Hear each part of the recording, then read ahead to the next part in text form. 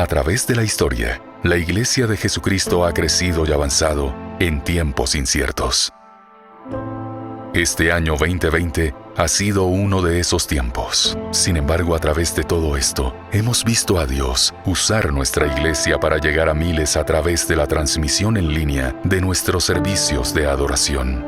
Dios ha bendecido a nuestra iglesia, pero sabemos que la Iglesia de Jesús nunca tuvo la intención de reunirse solo en línea. Ya es hora de volver. Nos necesitamos los unos a los otros, experimentar el compañerismo y el aliento de estar juntos de nuevo, volver a servir a Dios y a los demás. Necesitamos estar unidos nuevamente en familia. Necesitamos estar juntos. Jesús nos dijo que somos luz del mundo y la sal de la tierra. Por eso nos diseñó para ser su iglesia imparable. Es hora de reenfocarnos en esa misión para la que Dios nos creó. Atrévete a comenzar de nuevo.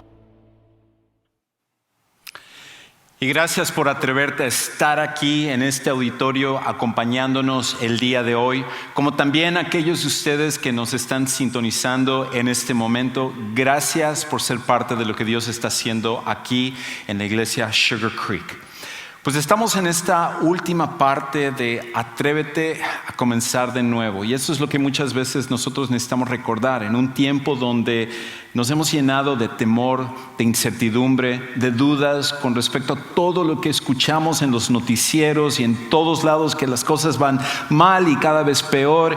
Y es fácil ser presa de todas estas ideas y simplemente querer estar ahí encerrados en nuestras casas sin querer enfrentar la realidad del mundo y de la vida. Y con ello llenamos no solamente nuestra vida de tantas dudas y miedos, sino a los que están a nuestro alrededor. Las generaciones más jóvenes, las estadísticas están mostrando que están recibiendo un golpe fuerte con respecto a salir y hacer la vida normal que ellos tenían hasta antes de esta pandemia. Y por eso una parte esencial de regresar a la vida normal, atreverse, sobre todo aquellos de nosotros que somos seguidores de Jesús, atrevernos a regresar a donde debemos de estar, es el hecho de congregarnos nuevamente. Y por eso gracias por ser parte de esto. Y nosotros como iglesia queremos no solamente atrevernos a regresar a la vida normal que teníamos, sino que irnos más allá. Esa es la razón por la cual ya hemos abierto otro campus de nuestra iglesia en la parte de Richmond y Rosenberg. Y ahora tenemos un servicio en inglés a las 11 de la mañana cada semana, porque la idea es que queremos alcanzar a las personas de Richmond Rosenberg con el evangelio de Jesús y el mensaje de que Jesús cambia vidas. Pero a partir del 1 de noviembre, a las 9:30 de la mañana, comenzamos también con un servicio en español, porque amamos a esa región, a esa comunidad, y queremos que gente de Latinoamérica de habla hispana puedan también conocer el mensaje de Jesús. Así que ore conmigo con respecto a ello. Si usted conoce a alguien que viva en esa parte, invítelo para ser parte de ese nuevo campus que nosotros podamos alcanzarles con el mensaje de Jesús. Pues hoy, en esta última parte de atrevernos a comenzar de nuevo, no es que estamos terminando de atrevernos, debemos de seguir, pero en esta última parte donde nos estamos enfocando sobre esta idea de atrevernos a comenzar de nuevo, quiero hablar acerca de esta idea de la clave para la prosperidad, la clave para la prosperidad. Y cuando en nuestra sociedad y en nuestro mundo nosotros pensamos y hablamos acerca de prosperidad, la mayoría de nosotros pensamos que esto tiene que ver sobre todo con el tener más, con el de tener mejores finanzas, con el de tener una mejor casa, con tener un auto que sea un mejor modelo o el último modelo del año, de que nuestra ropa y las cosas que tenemos sean lo último, de que nuestro celular sea el último iPhone o el último Android o la televisión sea la más grande. Y pensamos que prosperidad tiene que ver con las cosas que nosotros tenemos. Y constantemente esta idea se nos alimenta de que mientras más nosotros tengamos tenemos más prosperidad. Somos más prósperos a medida que tenemos más cosas. Y por eso todos nosotros estamos en la batalla de querer obtener más. Y sobre todo aquellos de nosotros que hemos emigrado de otros países, que hemos emigrado de Latinoamérica, donde hemos visto de primera mano lo que no es tener abundancia. Llegamos a este país y nuestro enfoque es en obtener lo máximo que nosotros podamos obtener, pensando que la prosperidad es el fin y la meta de nuestras vidas. Y por eso la idea de acumular más es lo que nosotros inconscientemente o a veces conscientemente entramos en esa rutina del día al día, de que nuestro propósito es acumular más y más cada día, lo más que nosotros podamos hacer, porque todos al final tenemos esa idea de que necesitamos prosperar más cada día. Pero hay una idea equivocada con respecto a prosperidad.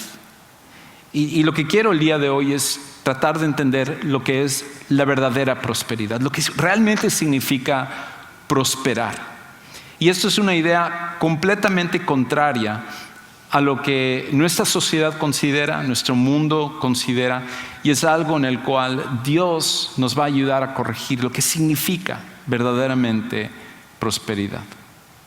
Ahora, la idea equivocada con la cual todos nosotros batallamos es esta, que es equivocado pensar que para prosperar necesitamos acumular.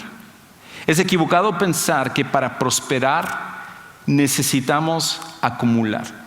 Las personas que más tienen, las personas que más retienen, las personas que más están guardando, más están acumulando cosas, esas son las personas que realmente son prósperas. Y por eso normalmente pensamos que aquellos que tienen prosperidad son los que tienen más económicamente hablando.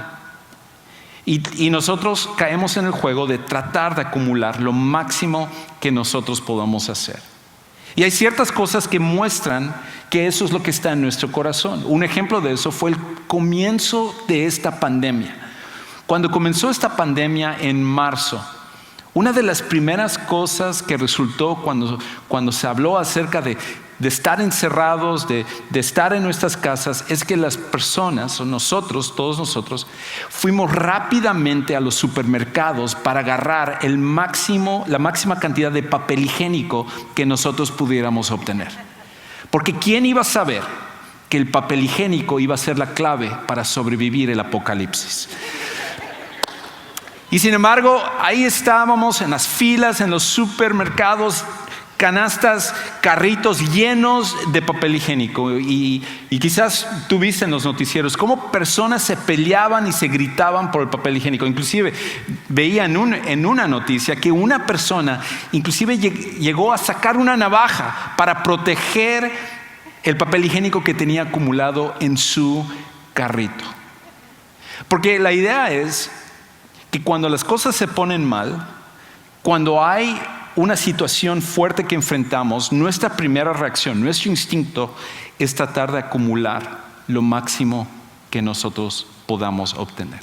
Porque en nuestra mente pensamos que para prosperar necesitamos acumular.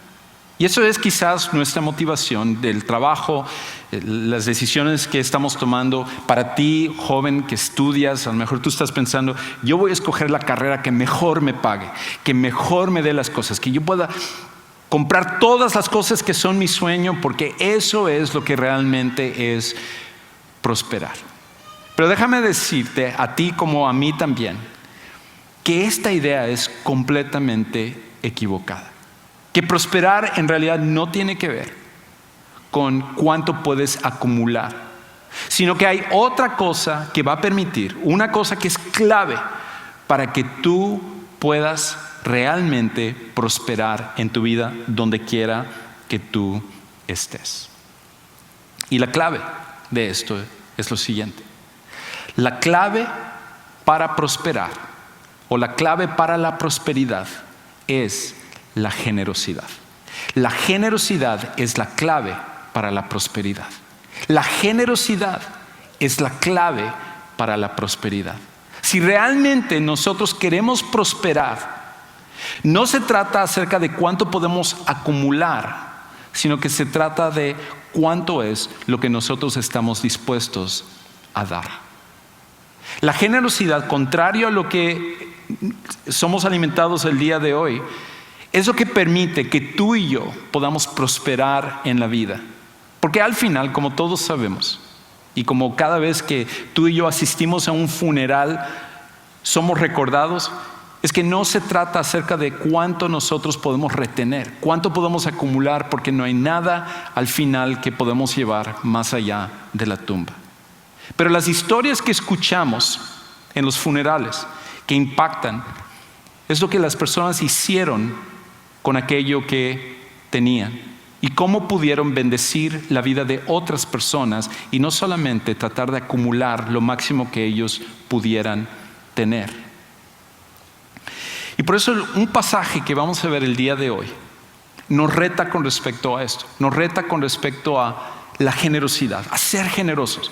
Que si tú y yo queremos realmente prosperar en la vida, no se trata acerca de lo que podemos acumular, sino lo que podemos nosotros dar.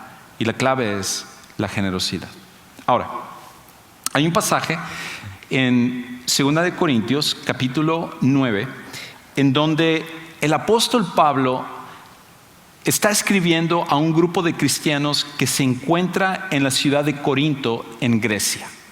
Ahora es importante que nosotros entendamos el trasfondo, porque muchas veces cuando leemos esto nos perdemos algunos de los detalles que son importantes para poder entender el impacto de este pasaje.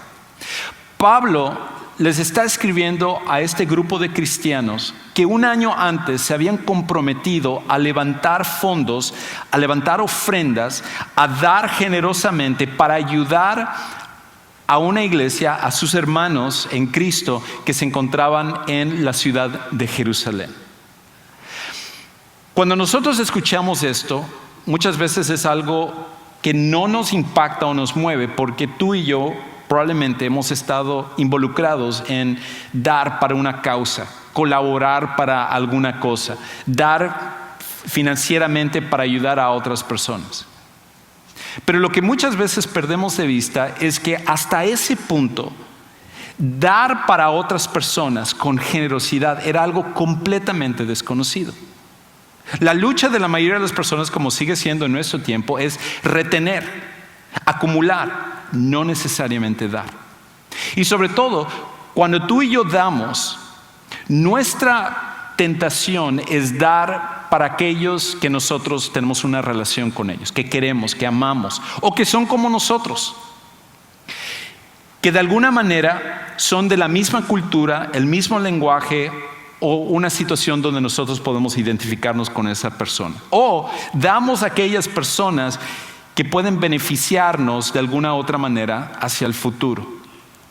Pero cuando Pablo escribe a este grupo de personas, a este grupo de cristianos que se encuentra en Corinto, les está motivando que dieran a otro grupo que se encontraba a 800 millas de ellos, que probablemente nunca iban a conocer, que ni sabían sus nombres, que no eran como ellos, que eran una cultura completamente diferente, que hablaban otro idioma, que tenían otras ideas, y que él les estaba retando a ser generosos con aquellos que ellos nunca iban a ver el resultado. Y entonces escucha cómo lo dice, comienza diciendo Pablo en 2 de Corintios 9:5. Así que creí necesario exhortar a los hermanos a que se adelantaran en ir a ustedes. Él había mandado un par de mensajeros para que recordarles, hace un año se comprometieron ustedes a dar esta ofrenda para este grupo de cristianos que está en necesidad, están pasando por suma pobreza en Jerusalén, habían problemas con respecto a una hambruna y aparte persecución, y todos estos cristianos estaban sufriendo por esa razón. Ahora, en el mundo antiguo, contrario a nosotros, todo mundo sufría. Los que tenían mucho les beneficiaba para un día más, pero la gran mayoría de personas vivían en un hambre constante, no eran como que 3 veces al día todos iban a comer. No, cuando había, uno comía, cuando no había, que eran muchas ocasiones, uno no comía. Siempre había escasez. Entonces dar era algo que costaba muchísimo, pero ellos se habían comprometido a hacerlo. Y entonces él dice esto: y prepararán de antemano su generosa ofrenda. No cualquier ofrenda, una generosa ofrenda o una bendición, ya prometida, para que la misma estuviera lista como ofrenda generosa y no como por codicia. Entonces Pablo les dice a ellos: ustedes se han comprometido, y esto es algo bueno, ayudar a sus hermanos en Cristo que en otras circunstancias ustedes ni siquiera los tomarían en cuenta, ni siquiera les importaría el sufrimiento. Ustedes ven sufrimiento por todos lados, porque se van a conmover con respecto a un grupo de gente que ni los conocen, ni los conocen ustedes, y probablemente ni las gracias quizás les van a dar.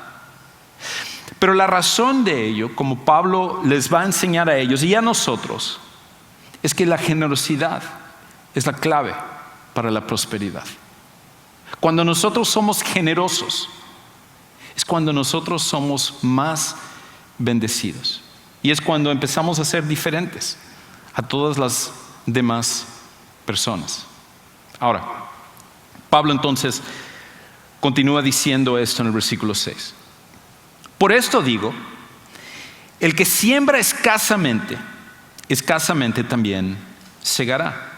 Y el que siembra abundantemente o con bendiciones, abundantemente con bendiciones también segará. Ahora, este pasaje, para aquellos de nosotros que hemos estado en la iglesia por algún tiempo o que hemos sido seguidores de Jesús por un tiempo, sabemos que ha sido muy abusado. Hay personas que han utilizado este pasaje para tratar de distorsionar lo que Pablo realmente está diciendo, de que tú siembras y cosechas, y lo que tú das, Dios te va a multiplicar y te va a dar todo lo que tú desees, tus máximos sueños. Si tú realmente quieres esa casa de lujo, ese auto de lujo, cualquier cosa que tú estás deseando, dalo en una promesa y Dios te lo va a dar. Eso no es lo que Pablo está diciendo aquí. Pero Pablo sí está dándonos un principio en este pasaje que debemos de tomar en cuenta y ponerlo en práctica en nuestras vidas también. Y es esto: que Dios nos bendice en proporción a cómo bendecimos. Dios nos bendice en proporción a cómo bendecimos. Y Pablo entonces utiliza esta analogía, algo que ellos conocían de primera mano, gente que sembraba en el campo. Y la idea es que el principio es, y de hecho el principio no solo es en cuestión de generosidad, es en cuestión de cualquier área de la vida.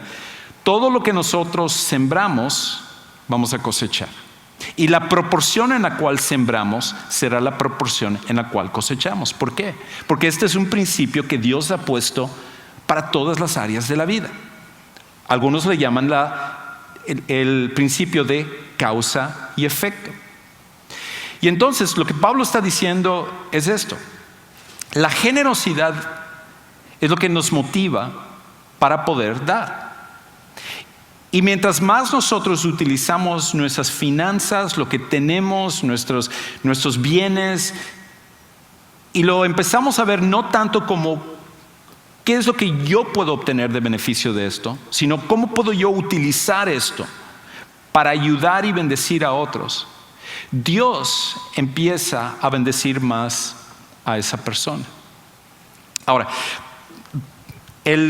lo que es la analogía del campo, quizás para muchos de nosotros no es algo que conectan, porque sé que la gran mayoría de nosotros no tenemos experiencia en el campo. Yo, sobre todo, yo soy malísimo, hasta para plantar algo en mi casa se muere y todavía ni lo he terminado de plantar. Yo soy malísimo con respecto a todo esto en la vida real. Pero cuando él cuenta esto, la gran mayoría de ellos entendían qué es lo que Pablo estaba tratando de decir. Entonces quizás otra analogía acerca del campo pudiera ser un poquito más clarificadora con respecto a la idea que él está tratando de decir. Hay una historia acerca de un granjero que él sembraba maíz, y cada año cuando él sembraba maíz ganaba el premio en la feria que tenían en su condado, en el área donde él vivía.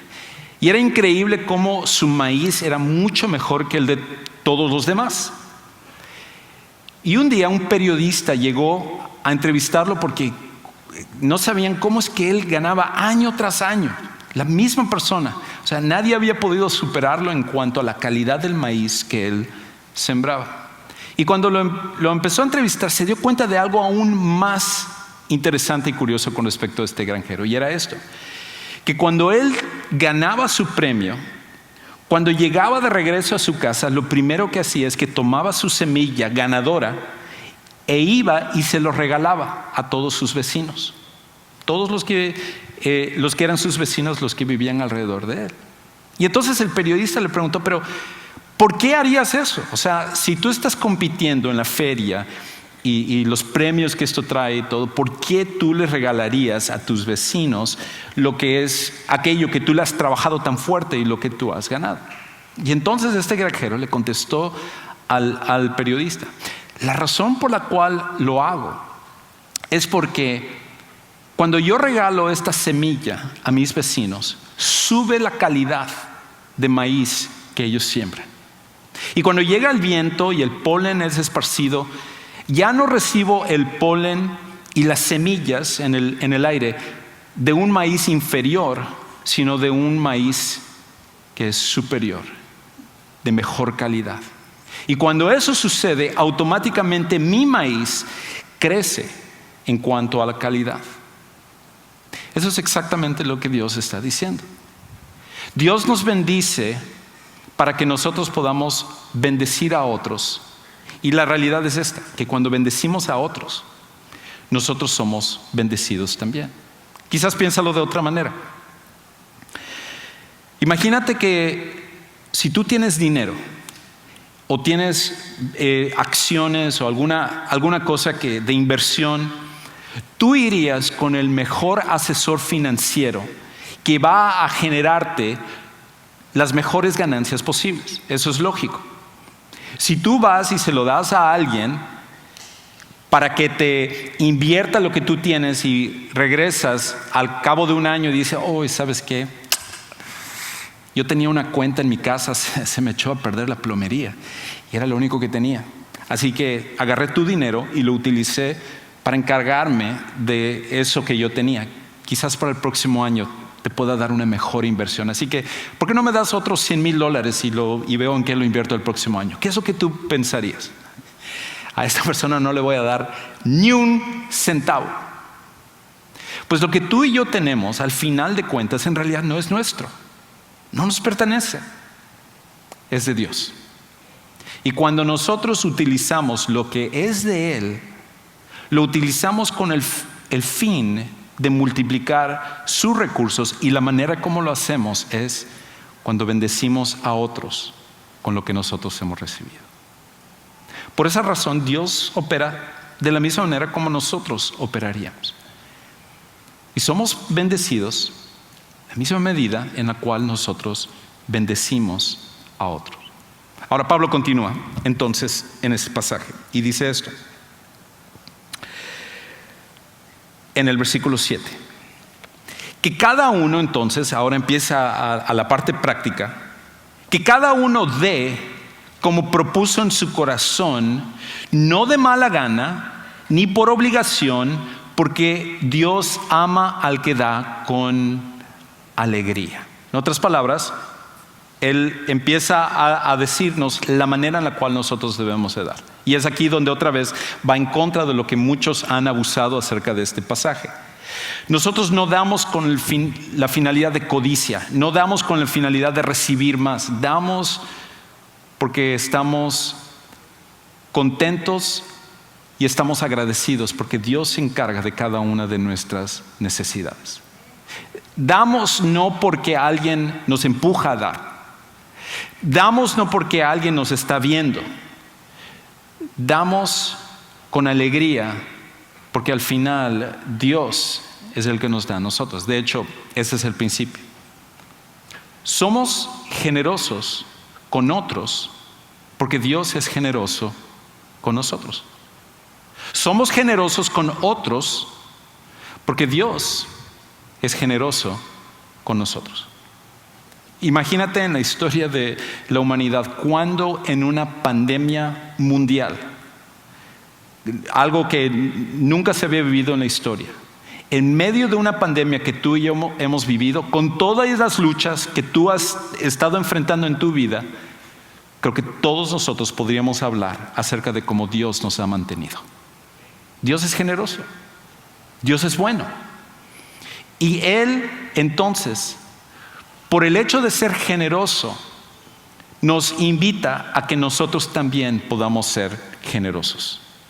En otras palabras, cuando somos generosos, reflejamos el corazón de Dios. Y eso es una oportunidad, entonces, de bendecir a otros. Hay una historia en un libro que se llama Dios amó de tal manera. Y fue escrita por un autor que él está en un ministerio que se dedica a promover la generosidad. Y él se llama Justin Borger. Y él cuenta que en una ocasión, Justin cuenta que él con su iglesia estaban ayudando en la ciudad de Chattanooga, en Tennessee. Y había un gran problema de indigentes. Y se encontraron específicamente a una muchacha que se llamaba Tammy. Y Tammy había sido indigente por varios años, viviendo en la calle, sin tener lo que ella necesitaba y pasando por hambre, por frío y por muchas cosas. Y Justin, junto con otros de la iglesia, cuando encontraron a Tammy, empezaron a ayudarla y a darle cosas y todo. Y un día llegaron y le dieron comida y se desapareció Tammy así como por semanas y no supieron de ella por varias semanas. Y finalmente Justin recibió una llamada de Tammy. Ella estaba en el hospital, desafortunadamente había sido abusada sexualmente y estaba allá. Y cuando llegó Justin a hablar con ella y a ministrarla, dijeron: Tammy, tú tienes que venir con nosotros, déjanos ayudarte y empezar a darte para que no estés sufriendo todas estas cosas. Y empezaron a darle a ella certificados de comida, vales de comida y varias cosas y todo. Y cuando regresaban a visitar a Tammy, resulta que Tammy ya no tenía los vales, los certificados que le habían regalado, porque resulta que ella iba y se lo regalaba a otros indigentes, se lo regalaba a otras personas. Y llegó un momento en el cual Justin, como así un poco frustrado junto con otros, decía: Tammy, es que no puedes hacer eso, tú no puedes dar esto. Y ella decía: ¿pero por qué? ¿Por qué no puedo yo también dar a otros de lo que yo tengo? Y cuando ella dijo eso, Justin dice que se dio cuenta de que en realidad quizás su motivación era equivocada, porque él se estaba sintiendo bien en dar, pero él no quería que ella en su situación diera también. Y hay algo con respecto a eso, porque en realidad no se trata de cuánto tenemos, no se trata de qué es lo que tenemos. Se trata de que nuestra motivación viene en que somos generosos porque Dios es generoso con nosotros. Somos generosos hacia otros porque Dios es generoso con nosotros. Y si esa es la motivación, entonces en realidad el que te vea o el que no te vea, el que te pida o el que no te pida, la situación que tú encuentres, la situación que tú estés viviendo, la generosidad siempre va a ser parte de tu vida. Entonces, Pablo termina diciendo esto, versículo 8 al 11. Y Dios puede hacer que toda gracia abunde para ustedes, a fin de que teniendo siempre todo lo suficiente en todas las cosas, abunden para toda buena obra. Como está escrito: Él esparció, dio a los pobres, su justicia permanece para siempre. Y el que suministra semilla al sembrador y pan para su alimento, suplirá y multiplicará la siembra de ustedes y aumentará la cosecha de su justicia. Ustedes serán enriquecidos en todo para toda liberalidad, la cual por medio de nosotros produce acción de gracias a Dios. ¿Cuál es el principio que obtenemos de esto último que Pablo nos dice? Y es lo siguiente.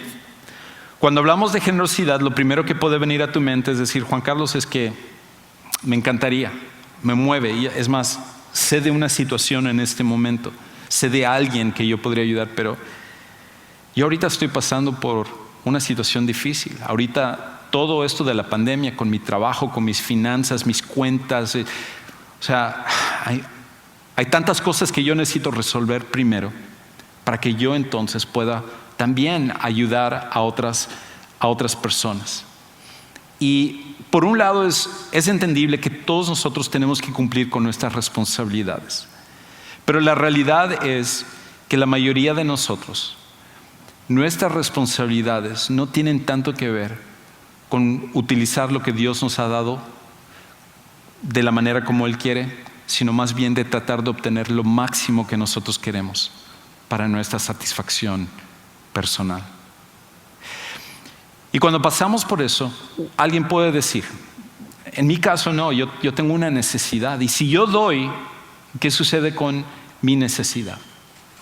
Y eso es lo que Pablo quiere que nosotros entendamos aquí, porque él repite esta idea de que Dios va a suplir para nosotros, para todo lo que es suficiente, cuando nosotros somos generosos. Dios va a permitir que abundemos para toda buena obra, que podamos seguir haciendo lo que Él quiere. Él va a dar con liberalidad cuando nosotros somos generosos. Y esta es la cosa que necesitamos entender. Que nuestra generosidad invita a Dios a encargarse de nuestra necesidad. Nuestra generosidad invita a Dios a encargarse de nuestra necesidad. No es que nosotros estemos en una situación donde no tengamos necesidades. Todos nosotros tenemos necesidad. Pero la generosidad lo que hace es decir, Dios, yo sé que tú quieres que yo sea generoso porque tú eres generoso conmigo. Y yo voy a ser obediente a ti en utilizar mis recursos para esta situación, para esta persona, para esta necesidad. Y yo voy a confiar en ti para que tú suplas mi necesidad. Y la promesa que Pablo está diciendo aquí es esta, que Dios se va a encargar de nuestra necesidad. Ahora, hay muchas historias que yo podría hablar acerca de eso, cómo eso ha sucedido en mi propia vida, viendo aquí en nuestra iglesia de cómo personas que no tienen mucho financieramente hablando, usan sus recursos para ayudar a otros y luego ellos mismos son bendecidos. Hay historia tras historia que podría compartir con respecto a ello, pero una historia simplemente desde el punto de vista de nuestra sociedad y cómo la generosidad es recompensada, es algo que sucedió en el 2011 en un partido de béisbol. Y fue algo que fue muy sonado en los noticieros, mucha gente se quedó asombrada con respecto a esto. Y resulta que en un partido entre los Diamondbacks de Arizona estaban jugando contra los Cerveceros de Milwaukee. Y obviamente como seguidores de Cristo nosotros estamos en contra de los Cerveceros de Milwaukee. No es cierto. Entonces, un chico que llegó allá de 12 años, llegó al estadio para ver el partido. Y si tú eres fanático de béisbol, tú sabes que el máximo trofeo, tu máximo deseo si tú vas a un partido de béisbol es ¿qué? Obtener una de esas pelotas, ¿verdad? Que muchas veces los bateadores cuando están jugando batean de foul y todo el mundo cuando va a caer la pelota se mueven y pisan a las personas y quitan a las ancianas y quitan a las mujeres y a las embarazadas para los niños y para obtener la pelota. Y resulta que en una jugada que había, viene una pelota de foul y uno de los jugadores, o más bien los empleados, vio la pelota, vino y vio que había un niño de 6 años que tenía su guante y le tiró la pelota al niño de 6 años para que él lo agarrara. Pero el niño de 6 años no lo hizo bien.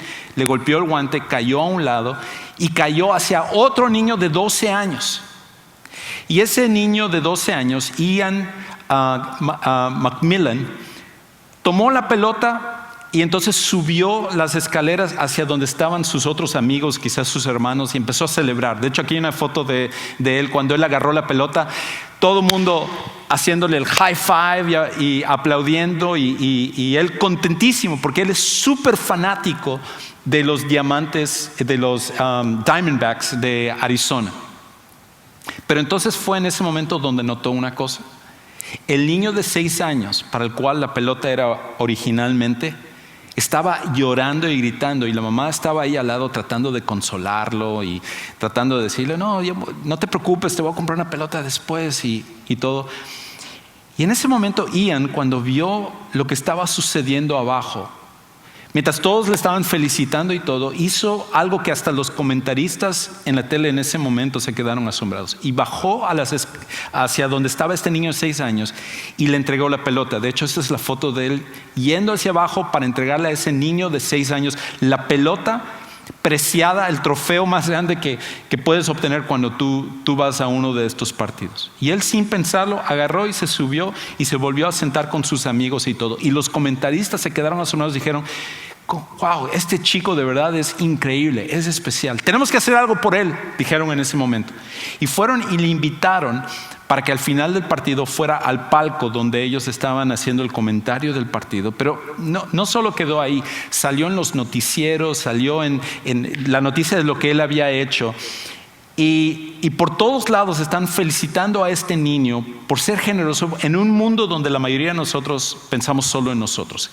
Y cuando sucedió eso, a él le regalaron una camiseta de los Diamondbacks, le dieron un bate firmado por todos los jugadores, hicieron un día en el cual le dejaron a él hacer el primer lanzamiento y al final él recibió más de lo que él había dado. No solo en nuestra sociedad nos quedamos asombrados cuando vemos a alguien ser generoso, sino que Dios también se encarga de las necesidades de aquellos que son generosos también. Entonces, termino con esto. ¿Dónde comenzamos? ¿Dónde debemos de comenzar para ser generosos? Y es esto. Comienza a ser generoso tomando la decisión correcta, no esperando la situación perfecta. Comienza a ser generoso tomando la decisión correcta, decir, yo entiendo que lo que tengo al final no es mío, es de Dios y quiero utilizar mis recursos para bendecir a otros. No esperando la situación perfecta.